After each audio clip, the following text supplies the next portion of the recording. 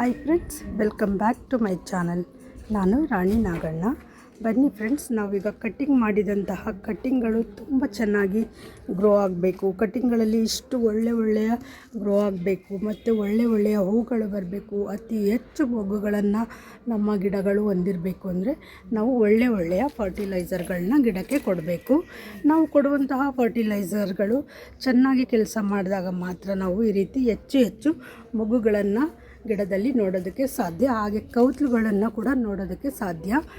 ತುಂಬ ಚೆನ್ನಾಗಿ ಕೌತ್ಲೆಲ್ಲ ಬರಬೇಕು ಗಿಡಗಳಲ್ಲಿ. ಚಿಕ್ಕ ಗಿಡಗಳಲ್ಲಿ ಹೂಗಳು ನಿಲ್ಲಬೇಕು ಅಂದರೆ ನಾವು ಒಳ್ಳೆಯ ಫರ್ಟಿಲೈಸರ್ಗಳನ್ನು ಗಿಡಕ್ಕೆ ಕೊಡಬೇಕಾಗುತ್ತೆ.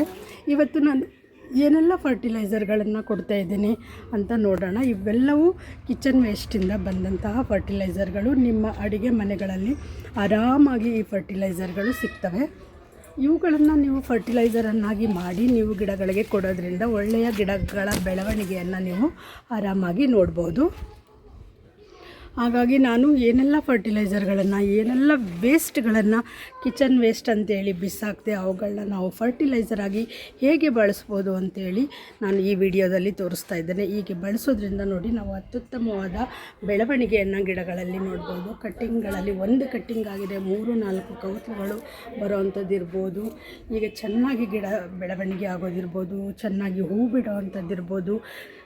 ಇಂಥವೆಲ್ಲ ಆಗಬೇಕು ಅಂದರೆ ನಾವು ಕೊಟ್ಟಂತಹ ಫರ್ಟಿಲೈಸರ್ಗಳು ಕೆಲಸ ಮಾಡಿದಾಗ ಮಾತ್ರ ಸಾಧ್ಯ. ಬನ್ನಿ, ಇವತ್ತು ನಾನು ಏನೆಲ್ಲ ಫರ್ಟಿಲೈಸರ್ನ ಗಿಡಕ್ಕೆ ಕೊಡ್ತಾಯಿದ್ದೀನಿ ಅಂತೇಳಿ ನೋಡೋಣ. ಹಾಗೆ ಇದುವರೆಗೆ ಯಾರೆಲ್ಲ ನನ್ನ ಚಾನಲ್ನ ಸಬ್ಸ್ಕ್ರೈಬ್ ಮಾಡಿಲ್ಲ ಅಂಥವರು ದಯವಿಟ್ಟು ಚಾನಲ್ನ ಸಬ್ಸ್ಕ್ರೈಬ್ ಮಾಡಿಕೊಂಡು ವಿಡಿಯೋವನ್ನು ನೋಡಿ. ಹಾಗೆ ವಿಡಿಯೋವನ್ನು ಪೂರ್ತಿಯಾಗಿ ನೋಡಿ ಅಂತ ಹೇಳ್ತಾ ಬನ್ನಿ ವಿಡಿಯೋವನ್ನು ಸ್ಟಾರ್ಟ್ ಮಾಡೋಣ. ನಾವು ಸಾಂಬಾರು ಮಾಡಲು ತೆಗೆದುಕೊಳ್ಳುವಂತಹ ಈ ಬೇಳೆಕಾಳನ್ನು ನಾವು ನೀರು ಹಾಕಿ ಚೆನ್ನಾಗಿ ತೊಳ್ಕೊಳ್ಬೇಕು. ಈ ತೊಳೆದಂತಹ ನೀರಲ್ಲೂ ಕೂಡ ಪ್ರೋಟೀನ್ ಅಂಶ ಬಿಡುಗಡೆ ಆಗಿರುತ್ತೆ. ಬೇಳೆಯ ಮೇಲ್ಭಾಗದಲ್ಲಿ ನೋಡಿ ಎಷ್ಟು ಬಣ್ಣವಾಗಿ ಮತ್ತು ಎಷ್ಟು ಗಟ್ಟಿಯಾದ ನೀರು ನಮಗೆ ಸಿಗುತ್ತೆ. ಇದರಲ್ಲೂ ಕೂಡ ಪೋಷಕಾಂಶಗಳು ಇರ್ತವೆ. ನಮ್ಮ ಗಿಡಗಳಿಗೆ ಬೆಳವಣಿಗೆಗೆ ಬೇಕಾದಂತಹ ಪೋಷಕಾಂಶಗಳು ಇರೋದರಿಂದ ಈ ರೀತಿಯ ನೀರನ್ನು ಕೂಡ ನಾವು ಗಿಡಗಳಿಗೆ ಆರಾಮಾಗಿ ಬಳಸ್ಬೋದು. ನೀರು ಎಷ್ಟಾರು ಬರಲಿ ಆಯಿತಾ, ನಾವು ಅದನ್ನು ವೇಸ್ಟ್ ಮಾಡದೆ ಗಿಡಗಳಿಗೆ ಬಳಸೋವಂಥದ್ದು ಇದೆಯಲ್ಲ ಅದು ತುಂಬ ಮುಖ್ಯವಾಗುತ್ತೆ. ಹಾಗಾಗಿ ಈ ರೀತಿ ವೇಸ್ಟ್ ವಾಟರ್ನು ಕೂಡ ನಾವು ಬಿಸಾಕುವಾಗಿಲ್ಲ. ಇದು ಕೂಡ ಗಿಡಗಳಿಗೆ ಅತ್ಯುತ್ತಮವಾದ ಒಂದು ಪೋಷಕಾಂಶವನ್ನು ಒದಗಿಸುತ್ತೆ. ಈ ರೀತಿಯ ನೀರುಗಳನ್ನು ಕೂಡ ನಾವು, ಇದೊಂದು ಬೇಳೆ ಅಂತಲ್ಲ, ಯಾವುದೇ ರೀತಿಯ ಬೇಳೆ ಆಗಲಿ, ಯಾವುದೇ ಬೇಳೆಯನ್ನು ತೊಳೆದಂತಹ ಸಂದರ್ಭದಲ್ಲಿಯೂ ಕೂಡ ನಾವು ಗಿಡಗಳಿಗೆ ಆರಾಮಾಗಿ ಫರ್ಟಿಲೈಸರ್ ಆಗಿ ಬಳಸಬಹುದು. ತೊಗರಿ ಬೇಳೆಯಲ್ಲಿ ಫೈಬರ್ ಇದೆ, ಹಾಗೆ ಪ್ರೋಟೀನ್ ಇದೆ, ಐರನ್ ಇದೆ, ಸೋಡಿಯಂ ಇದೆ. ಹೀಗೆ ಅನೇಕ ರೀತಿಯ ಪೋಷಕಾಂಶಗಳನ್ನು ಈ ತೊಗರಿ ಬೇಳೆ ಹೊಂದಿದೆ. ಹಾಗಾಗಿ ನಾವು ಇದನ್ನು ತೊಳೆದಂತಹ ನೀರನ್ನು ಗಿಡಗಳಿಗೆ ಆರಾಮಾಗಿ ಬಳಸ್ಬೋದು.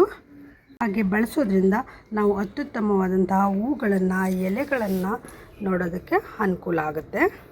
ನಾವು ಅನ್ನ ಮಾಡೋದಕ್ಕಂತೇಳಿ ಅಕ್ಕಿಯನ್ನು ನೆನೆಸ್ತೀವಲ್ವ, ಈ ಅಕ್ಕಿಯಲ್ಲಿಯೂ ಕೂಡ ಗಿಡಗಳಿಗೆ ಬೇಕಾದಂತಹ ಪ್ರೋಟೀನ್ಸ್ಗಳು, ವಿಟಮಿನ್ಸ್ಗಳು ಇರ್ತವೆ, ಪೋಷಕಾಂಶಗಳು ಇರ್ತವೆ. ಅಕ್ಕಿಯಲ್ಲಿ ನಮಗೆ ಗೊತ್ತಿದೆ ಕಾರ್ಬೋಹೈಡ್ರೇಟ್ ಇದೆ, ಹಾಗೆ ವಿಟಮಿನ್ ಬಿ ಇದೆ, ರಿಚ್ ಐರನ್ ಇದೆ. ಇವೆಲ್ಲವೂ ಗಿಡಗಳಿಗೆ ಬೇಕಾದಂತಹ ಅತ್ಯುತ್ತಮವಾದ ಪೋಷಕಾಂಶಗಳಾಗಿರ್ತವೆ. ಕ್ಯಾಲ್ಶಿಯಂ ಸಿಕ್ಕಂಗಾಗುತ್ತೆ, ಹಾಗೆ ಐರನ್ ಸಿಕ್ಕಂಗಾಗುತ್ತೆ. ಅಂದರೆ ಸ್ವಲ್ಪ ಪ್ರಮಾಣದಲ್ಲಾದರೂ ಕೂಡ ಕ್ಯಾಲ್ಶಿಯಂ, ಐರನ್ ಈ ಲಿಕ್ವಿಡ್ನಿಂದ ಗಿಡಗಳಿಗೆ ದೊರೆತಂತೆ ಆಗುತ್ತೆ. ಹಾಗಾಗಿ ನಾವು ಅಕ್ಕಿ ತೊಳೆದ ನೀರನ್ನು ನಾವು ಫರ್ಟಿಲೈಸರ್ ಆಗಿ ಗಿಡಗಳಿಗೆ ಬಳಸ್ಬೋದು. ಆಲೂಗೆಡ್ಡೆ ಸಿಪ್ಪೆಯನ್ನು ನಾವು ಬಳಸೋದಕ್ಕೆ ತಗೋತೀವಿ ಅಲ್ವ, ಪಲ್ಯ ಏನಾದರೂ ಮಾಡೋದಕ್ಕೆ. ಅಂತಹ ಸಂದರ್ಭದಲ್ಲಿ ಹೀಗೆ ಒರೆದು ಬರುವಂತಹ ಸಿಪ್ಪೆಯನ್ನು ನಾವು ನೀರಿನಲ್ಲಿ ಹಾಕಿ ಸ್ಟೋರ್ ಮಾಡಿ ಇಟ್ಕೊಳ್ಬೇಕು. ಈ ರೀತಿ ಬಂದಂತಹ ಸಿಪ್ಪೆಯನ್ನು ಈಗ ನೀರಿನಲ್ಲಿ ಹಾಕಿ ಸ್ಟೋರ್ ಮಾಡಿ ಸುಮಾರು 1 ದಿನಗಳ ಕಾಲ ಇಟ್ಟರೆ ಇದರಲ್ಲಿ ಇರುವಂತಹ ಪೊಟ್ಯಾಷಿಯಂ, ಫಾಸ್ಫರಸ್ ಅಂಶಗಳು ನೀರಿನಲ್ಲಿ ಬಿಡುಗಡೆ ಆಗ್ತವೆ. ಆಗ ನಾವು ಈ ನೀರನ್ನು ಗಿಡಗಳಿಗೆ ಫರ್ಟಿಲೈಸರ್ ಆಗಿ ಬಳಸ್ಬೋದು. ಇದು ಕೂಡ ಒಂದು ವಿಧಾನ. ಫರ್ಟಿಲೈಸರ್ ಆಗಿ ಗಿಡಗಳಿಗೆ ನಾವು ಕಿಚನ್ ವೇಸ್ಟಿಂದ ಫರ್ಟಿಲೈಸರ್ ತಯಾರು ಮಾಡುವಂತಹ ಮತ್ತೊಂದು ವಿಧಾನ. ಈ ಆಲೂಗೆಡ್ಡೆ ಸಿಪ್ಪೆಯನ್ನು ನಾವು ಫರ್ಟಿಲೈಸರ್ ಆಗಿ ಬಳಸುವಂಥದ್ದು. ಆಲೂಗೆಡ್ಡೆಯನ್ನು ಬೇಯಿಸಿ ಬಂದಂತಹ ಈ ನೀರೇನಿದೆ, ಈ ನೀರನ್ನು ಕೂಡ ನಾವು ಬಿಸಾಕುವಂತಹ ಅಗತ್ಯವಿಲ್ಲ. ಈ ನೀರನ್ನು ನಾವು ಡ್ರೈ ಮಾಡಿ ಆರಿಸಿ ನಾವು ಗಿಡಗಳಿಗೆ ಫರ್ಟಿಲೈಸರ್ ಆಗಿ ಈಗೂ ಕೂಡ ಕೊಡ್ಬೋದು. ಹೀಗೆ ಆಲೂಗಡ್ಡೆಯನ್ನು ಬೇಯಿಸಿ ಬಂದಂತಹ ನೀರಿರ್ಬೋದು, ಹಾಗೆ ಆಲೂಗಡ್ಡೆಯ ಸಿಪ್ಪೆಯಿಂದ ಬಂದಂತಹ ನೀರಿರ್ಬೋದು, ಇವು ಕೂಡ ಗಿಡಗಳಿಗೆ ಒಳ್ಳೆಯ ಫರ್ಟಿಲೈಸರ್ ಆಗಿ ಕೆಲಸ ಮಾಡುತ್ತೆ. ಎರಡನ್ನೂ ಕೂಡ ಒಟ್ಟಿಗೆ ಕೂಡ ನಾವು ಮಿಕ್ಸ್ ಮಾಡಿಕೊಂಡು ಗಿಡಗಳಿಗೆ ಕೊಡ್ಬೋದು. ಆಲೂಗಡ್ಡೆಯಲ್ಲಿ ರಿಚ್ ಪೊಟ್ಯಾಷಿಯಮ್ ಇರುತ್ತೆ, ಕ್ಯಾಲ್ಶಿಯಮ್ ಇದೆ, ಐರನ್ ಇದೆ, ಹಾಗೆ ಫಾಸ್ಫರಸ್ ಹೇರಳವಾಗಿರುತ್ತೆ, ವಿಟಮಿನ್ಸ್ಗಳು ಹೇರಳವಾಗಿರ್ತವೆ. ಹಾಗೆ ಇದರಲ್ಲಿ ಒಂದು ಸ್ಟಾರ್ಚ್ ಕಂಟೆಂಟ್ ಕೂಡ ಇರೋದ್ರಿಂದ ಗಿಡಗಳಿಗೆ ಒಳ್ಳೆಯ ಫರ್ಟಿಲೈಸರ್ ಆಗಿ ಇದು ಕೆಲಸ ಮಾಡುತ್ತೆ. ಇದು ತುಂಬ ಗಟ್ಟಿ ಇರೋದ್ರಿಂದ ನಾವು ಇದಕ್ಕೆ ಎಕ್ಸ್ಟ್ರಾ ನೀರನ್ನು ಕೂಡ ಆ್ಯಡ್ ಮಾಡಿ ಗಿಡಗಳಿಗೆ ಆರಾಮಾಗಿ ಕೊಡ್ಬೋದು. ಯಾವುದಾದ್ರೂ ಶೋ ಪ್ಲಾಂಟ್ಸ್ ಇರ್ಬೋದು ಅಥವಾ ಹೂ ಬಿಡೋ ಗಿಡಗಳಿಗೆ ಕೊಡ್ಬೋದು. ಪೊಟ್ಯಾಶ್ ಇದರಲ್ಲಿ ಹೇರಳವಾಗಿರೋದ್ರಿಂದ ಗಿಡಗಳಿಗೆ ಇದು ಒಳ್ಳೆಯ ಪೋಷಕಾಂಶಗಳನ್ನು ಒದಗಿಸುತ್ತೆ. ಬಂದಂತಹ ಆಲೂಗಡ್ಡೆ ಲಿಕ್ವಿಡ್ನ ಯಾವುದೇ ಕಾರಣಕ್ಕೂ ಯಾರು ವೇಸ್ಟ್ ಮಾಡದೆ ಯೂಸ್ ಮಾಡ್ಕೊಳ್ಳಿ ಅಂತ ಹೇಳ್ತೇನೆ. ಇದು ನೋಡೋದ್ರಿಂದ ನಿಮ್ಮ ಮನೇಲಿ ಯಾವುದೇ ರೀತಿಯ ತ್ಯಾಜ್ಯವೂ ಕೂಡ ವೇಸ್ಟ್ ಆಗೋದಿಲ್ಲ. ಎಲ್ಲವನ್ನು ನಾವು ಗೊಬ್ಬರಗಳನ್ನಾಗಿ ಮಾಡಿ ಗಿಡಗಳಿಗೆ ಕೊಡ್ಬೋದು. ನಿಮಗೆ ಅರ್ಥ ಆಗಿಲ್ವ? ಒಂದು ಸತಿ ಅಲ್ಲ 2 ಸತಿ ವಿಡಿಯೋವನ್ನು ನೋಡಿ ಗಿಡವನ್ನು ಬೆಳೆಸೋವಂಥವರು ಪ್ರತಿಯೊಂದು ಕೂಡ ನಿಮಗೆ ಯೂಸ್ಫುಲ್ ಆಗೇ ಆಗುತ್ತೆ. ನಮ್ಮ ಅಡುಗೆ ಮನೆಯಿಂದ ಬರುವಂತಹ ಮತ್ತೊಂದು ತ್ಯಾಜ್ಯ ಈ ಈರುಳ್ಳಿ ಸಿಪ್ಪೆ. ಈ ಈರುಳ್ಳಿ ಸಿಪ್ಪೆಯನ್ನು ಕೂಡ ನಾವು ಈಗ ನೀರಿನಲ್ಲಿ ಸೇರಿಸಿ 1 ದಿನಗಳ ಕಾಲ ನೆನೆಸೋದ್ರಿಂದ ಈ ಈರುಳ್ಳಿ ಸಿಪ್ಪೆಯಲ್ಲಿ ಇರುವಂತಹ ಪೋಷಕಾಂಶಗಳು ನೀರಿನಲ್ಲಿ ಸೇರಿಕೊಳ್ತವೆ. ಆ ನೀರನ್ನು ಕೂಡ ನಾವು ಗಿಡಗಳಿಗೆ ಆರಾಮಾಗಿ ಹಾಕ್ಬೋದು. ಇದನ್ನು 1 ದಿನಗಳ ಕಾಲ ನೆನೆಸೋದಕ್ಕೆ ಇಡೋಣ. ಇದು ಚೆನ್ನಾಗಿ ನೆನೆದ ನಂತರ ಏನಾಗುತ್ತೆ, ಇದರಲ್ಲಿರುವಂತಹ ಈರುಳ್ಳಿ ಮತ್ತು ಬೆಳ್ಳುಳ್ಳಿ ಸಿಪ್ಪೆಯಲ್ಲಿರುವಂತಹ ಪೋಷಕಾಂಶಗಳು ನೀರಿನಲ್ಲಿ ಬರ್ತವೆ. ಆಗ ಇಂತಹ ನೀರನ್ನು ನಾವು ಪೋಷಕಾಂಶಯುಕ್ತ ನೀರಾಗಿರೋದ್ರಿಂದ ಇದನ್ನು ಗಿಡಗಳಿಗೆ ಆರಾಮಾಗಿ ಹಾಕ್ಬೋದು. 1 ದಿನಗಳ ಕಾಲ ಈರುಳ್ಳಿ ಸಿಪ್ಪೆಯನ್ನು ನೀರಿನಲ್ಲಿ ನೆನೆಸಲಾಗಿದೆ. ಇದರಲ್ಲಿ ಫೈಬರ್ ಇದೆ, ವಿಟಮಿನ್ ಎ, ಸಿ, ಇ ಇದೆ. ಇದು ಆ್ಯಂಟಿ ಆಕ್ಸಿಡೆಂಟ್ ಆಗಿ ಕೂಡ ಕೆಲಸ ಮಾಡುತ್ತೆ. ಈ ರೀತಿ ನೆನೆದಂತಹ ಈರುಳ್ಳಿ ಸಿಪ್ಪೆಯನ್ನು ನಾವೀಗ ಶೋಧಿಸ್ಕೊಳ್ಳೋಣ. ಶೋಧಿಸ್ಕೊಂಡ್ರೆ ಈರುಳ್ಳಿಯಲ್ಲಿರುವಂತಹ ಬಣ್ಣವನ್ನು ಕೂಡ ಈ ನೀರಿನಲ್ಲಿ ಬಿಟ್ಕೊಂಡಿರುತ್ತೆ. ಈ ನೀರನ್ನು ನಾವು ಡೈರೆಕ್ಟಾಗಿ ಬೇಕಾದರೂ ಗಿಡಗಳಿಗೆ ಹಾಕ್ಬೋದು. ಇಲ್ಲ ಈ ನೀರಿನ ಜೊತೆ ಇನ್ನೊಂದು ಸ್ವಲ್ಪ ಬಿಳಿ ನೀರನ್ನು ಆ್ಯಡ್ ಮಾಡಿ ನಾವು ಗಿಡಗಳಿಗೆ ಹಾಕ್ಬೋದು. ಯಾವುದಾದ್ರೂ ಗಿಡಗಳಾಗಿರಲಿ, ಹೂ ಬಿಡೋವಂತಹ ಗಿಡಗಳಿಗೂ ಹಾಕ್ಬೋದು ಅಥವಾ ಶೋ ಪ್ಲ್ಯಾಂಟ್ಸ್ಗಳಿಗೂ ಕೂಡ ನಾವು ಈರುಳ್ಳಿ ಸಿಪ್ಪೆಯಿಂದ ಬಂದಂತಹ ನೀರನ್ನು ನಾವು ಗಿಡಗಳಿಗೆ ಕೊಡ್ಬೋದು. ಇದರಲ್ಲಿ ಫೈಬರ್ ಕೂಡ ಇರುತ್ತೆ ಈರುಳ್ಳಿ ಸಿಪ್ಪೆಯಲ್ಲಿ. ಹೀಗೆ ಇದನ್ನು ಫರ್ಟಿಲೈಸರ್ ಆಗಿ ನಾವು ಆರಾಮಾಗಿ ಬಳಸ್ಬೋದು.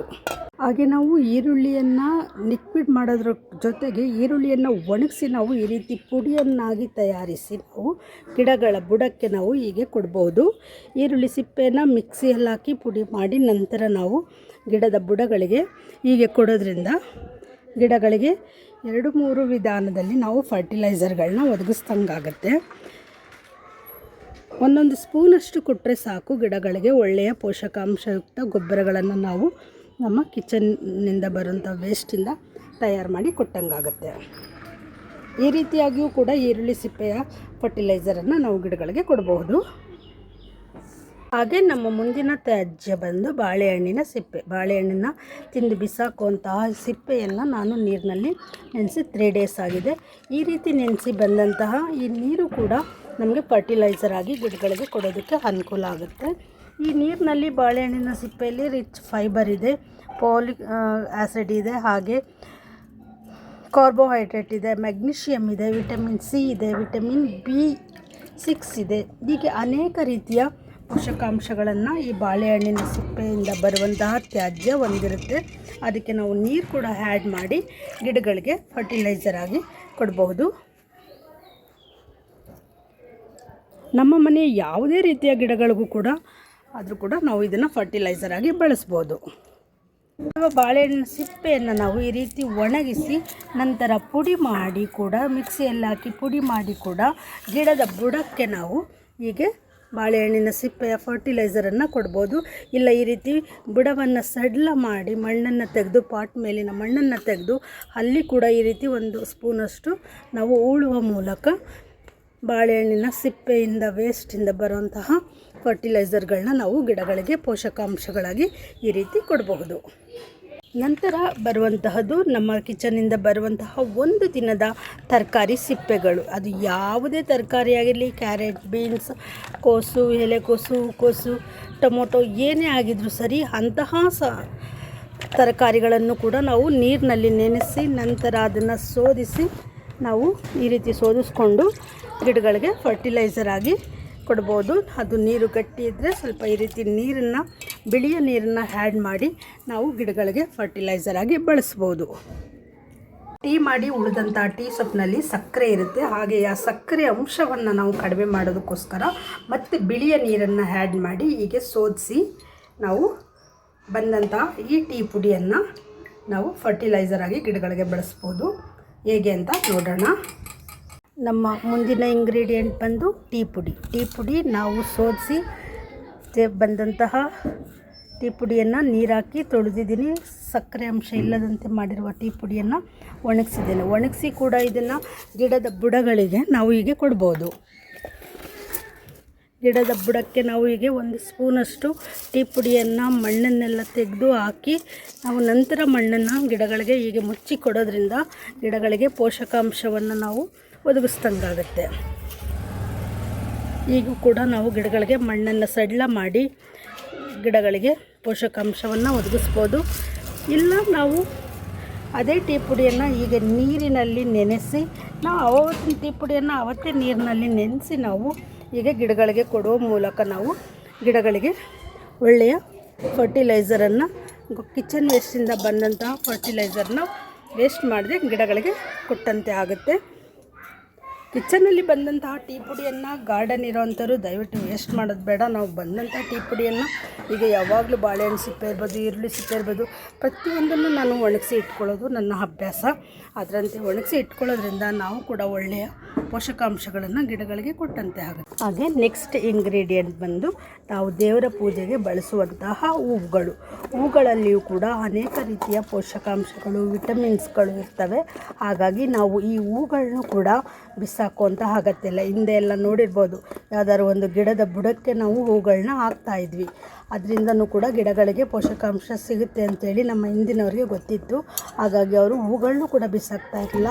ಅಥವಾ ನಾವು ಕಸದ ತೊಟ್ಟಿ ಅಂತ ಮಾಡಿರ್ತಿದ್ವಲ್ಲ, ಅಲ್ಲೂ ಕೂಡ ಎಲ್ಲ ರೀತಿಯ ತ್ಯಾಜ್ಯವನ್ನು ಬಿಸಾಕಿ ಅದು ಗೊಬ್ಬರವಾದ ನಂತರವೇ ಅವರು ಗಿಡಗಳಿಗೆ ಅಥವಾ ಹೊಲಕ್ಕೆ ಸಪ್ಲೈ ಮಾಡ್ತಾಯಿದ್ವು. ಹಾಗಾಗಿ ನಾವು ಈ ಹೂಗಳನ್ನು ಕೂಡ ವೇಸ್ಟ್ ಅಂತ ಬಿಸಾಕುವ ಅಗತ್ಯವಿಲ್ಲ. ಇದನ್ನು ಕೂಡ ನಾವು ಫರ್ಟಿಲೈಸರ್ ಆಗಿ ಗಿಡಗಳಿಗೆ ಕೊಡಬಹುದು.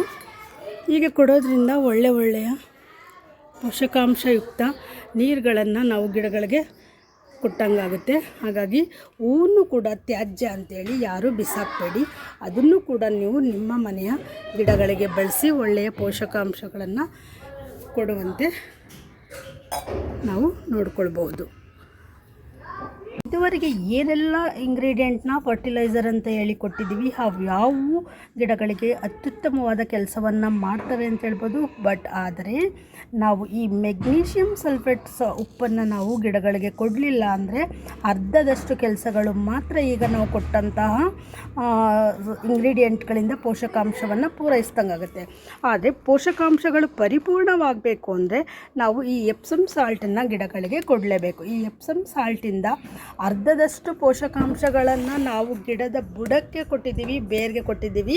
ನಮಗೆ ಗೊತ್ತಿರಲಿ, ಗಿಡ ಯಾವತ್ತೂ 2 ರೀತಿಯ ಪೋಷಕಾಂಶ, 2 ರೀತಿಯಲ್ಲಿ ಬೆಳವಣಿಗೆ ಕ್ರಿಯೆಯನ್ನು ನಡೆಸುತ್ತೆ. ಒಂದು, ಗಿಡ ಸೂರ್ಯನ ಬೆಳಕಿನಿಂದ ಕಿರಣದಿಂದ ಆಹಾರವನ್ನು ಉತ್ಪತ್ತಿ ಮಾಡಿಕೊಂಡು ತನ್ನ ಬೆಳವಣಿಗೆಯನ್ನು ವೃದ್ಧಿ ಮಾಡಿಕೊಳ್ಳುತ್ತೆ. ಇನ್ನೊಂದು, ನಾವು ಹಾಗೆ ಬುಡಕ್ಕೆ ಹಾಕುವ ನಾವು ಪೋಷಕಾಂಶಗಳನ್ನು ಹೀರಿಕೊಂಡು ಬೇರುಗಳು ಬೆಳೆಯೋದಕ್ಕೆ ಸಹಾಯ ಆಗಿ ಗಿಡಗಳ ಬೆಳವಣಿಗೆಗೆ ನಾವು ಬೇರಿನಲ್ಲಿ ಕೊಡುವಂತಹ ಪೋಷಕಾಂಶಗಳು ಅರ್ಧ ಕೆಲಸವನ್ನು ಮಾಡುತ್ತೆ. ಹಾಗಾಗಿ ನಾವು ಎಷ್ಟೇ ಪೋಷಕಾಂಶಗಳನ್ನು ಬೇರಿಗೆ ಕೊಟ್ಟರೂ ಕೂಡ ಗಿಡ ಸೂರ್ಯನ ಕಿರಣಗಳಿಂದ ಆಹಾರವನ್ನು ಉತ್ಪತ್ತಿ ಮಾಡೋದಕ್ಕೆ ಮೆಗ್ನೀಷಿಯಮ್ ಸಲ್ಫೇಟ್ ಅನ್ನೋದು ತುಂಬ ಇಂಪಾರ್ಟೆಂಟು. ಹಾಗಾಗಿ ನಾವು ಈ ಎಪ್ಸಮ್ ಸಾಲ್ಟನ್ನು ಗಿಡಗಳಿಗೆ ಕೊಡಲೇಬೇಕು. ಈ ಎಪ್ಸಮ್ ಸಾಲ್ಟನ್ನು ನಾವು ಒಂದು ಅರ್ಧ ಸ್ಪೂನ್ನಷ್ಟು ನಾವು ಈ ರೀತಿ ನೀರಿನಲ್ಲಿ ಕಲಸಿ ನಾವು ಗಿಡಗಳಿಗೆ ಸ್ಪ್ರೇ ಕೂಡ ಮಾಡ್ಬೋದು, ಅಥವಾ ಗಿಡಗಳ ಬುಡಕ್ಕೆ ನಾವು ಈ ರೀತಿ ಹಾಕ್ಬೋದು.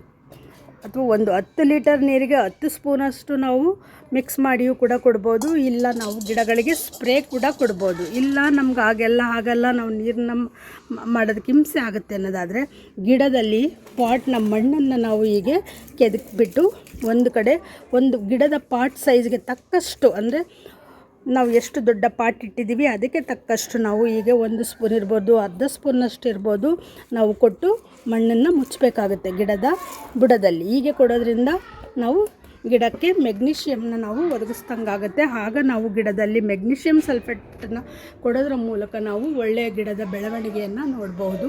ಹೀಗೆ ಅನೇಕ ರೀತಿಯಲ್ಲಿ ನಾವು ಗಿಡಗಳಿಗೆ ಪೋಷಕಾಂಶಗಳನ್ನು ಒದಗಿಸುವ ಮೂಲಕ ನಾವು ಗಿಡಗಳಲ್ಲಿ ಅತ್ಯುತ್ತಮವಾದ ಬೆಳವಣಿಗೆಯನ್ನು ನೋಡ್ಬೋದು. ಎಷ್ಟು ಒಳ್ಳೆಯ ಹೂಗಳು ಬೆಳಿತೀವಿ ಅನ್ಕೋತೀವಿ, ಅಷ್ಟು ಒಳ್ಳೆಯ ಕೆಲಸಗಳನ್ನು ಮಾಡಬೇಕು ಅಂದರೆ ನಾವು ಒಳ್ಳೆಯ ಫರ್ಟಿಲೈಸರ್ನ ಕೊಡಬೇಕು. ನಿಮಗೆಲ್ಲ ಖಂಡಿತ ಈ ವಿಡಿಯೋ ಇಷ್ಟ ಆಗಿರುತ್ತೆ ಅಂತ ಭಾವಿಸ್ತೀನಿ. ವಿಡಿಯೋ ಇಷ್ಟ ಆದರೆ ಲೈಕ್ ಮಾಡಿ, ಸಬ್ಸ್ಕ್ರೈಬ್ ಮಾಡಿಕೊಂಡು ವಿಡಿಯೋವನ್ನು ನೋಡಿ, ಫ್ರೆಂಡ್ಸ್ ಆ್ಯಂಡ್ ಫ್ಯಾಮಿಲಿಗೆ ಶೇರ್ ಮಾಡಿ ಅಂತ ಹೇಳ್ತಾ ವಿಡಿಯೋವನ್ನು ನಾನು ಎಂಡ್ ಮಾಡ್ತಾಯಿದ್ದೀನಿ. ಇದುವರೆಗೂ ವಿಡಿಯೋವನ್ನು ನೋಡಿದ್ದಕ್ಕಾಗಿ ಎಲ್ಲರಿಗೂ ಧನ್ಯವಾದಗಳು. ಹಾಗೆ ಕೊನೆಯಲ್ಲಿ ಒಂದೇನೆಂದರೆ, ಎಲ್ಲರ ಪ್ರಶ್ನೆ, ನೀವು ಈ ರೀತಿ ವೇಸ್ಟ್ನ ಏನು ಮಾಡೋದು ಅಂತ ಕೇಳ್ತೀರಾ. ಬಾಳೆಹಣ್ಣು ಸಿಪ್ಪೆ ಹಾಕಿ ಅಂದರೆ ಸಿಪ್ಪೆ ಏನು ಮಾಡೋದು, ಈರುಳ್ಳಿ ಸಿಪ್ಪೆ ನೀರು ಹಾಕಿ ಈರುಳ್ಳಿ ಸಿಪ್ಪೆ ಏನು ಮಾಡೋದು. ನಿಮಗೆ ಸಾಧ್ಯವಾದರೆ ನಮ್ಮ ರೀತಿ ಈ ರೀತಿ ಇಟ್ಕೊಂಡು ಕೊಳಿಸಿ ಗೊಬ್ಬರ ಮಾಡೋಕ್ಕೆ ಅನುಕೂಲ ಇದ್ದರೆ ಈ ರೀತಿ ಇಟ್ಕೊಂಡು ತಿಂಗಳಾನ್ಗಟ್ಲೆ ಇಟ್ಟು ಈ ನೀರನ್ನು ನೀವು ಗೊಬ್ಬರವಾಗಿ ಇದ್ರ ಜೊತೆ ಬಿಳಿ ನೀರನ್ನು ಮಿಕ್ಸ್ ಮಾಡಿ ನೀವು ಗೊಬ್ಬರವಾಗಿ ಕೊಡ್ಬೋದು. ಇಲ್ವಾ, ನಿಮಗೆ ಇಷ್ಟ ಆಗಲಿಲ್ವಾ, ಈ ಥರ ಬಂದಂತಹ ವೇಸ್ಟ್ನ ನೀವು ಬಿಸಾಕ್ಬಿಡಿ, ಯಾವುದಾದ್ರು ಡಸ್ಟ್ಬಿನ್ಗೆ ಹಾಕಿ ಬಿಸಾಕಿ. ಇಲ್ವಾ, ನಿಮಗೆ ನಿಮ್ಮ ಗಿಡಗಳು ಬಿಸಿಲಲ್ಲೇ ಇಟ್ಟಿದ್ದೀವಿ ಅಂದರೆ ಈ ಥರ ಬಂದಂತಹ ಈ ವೇಸ್ಟ್ನ ನೀವು ಈ ರೀತಿ ಗಿಡದ ಬುಡದ ಮೇಲೆ ವೇಸ್ಟ್ ಮಾಡಿದ್ರೆ ಹಿಂಗೆ ಹರಡ್ಬೋದು.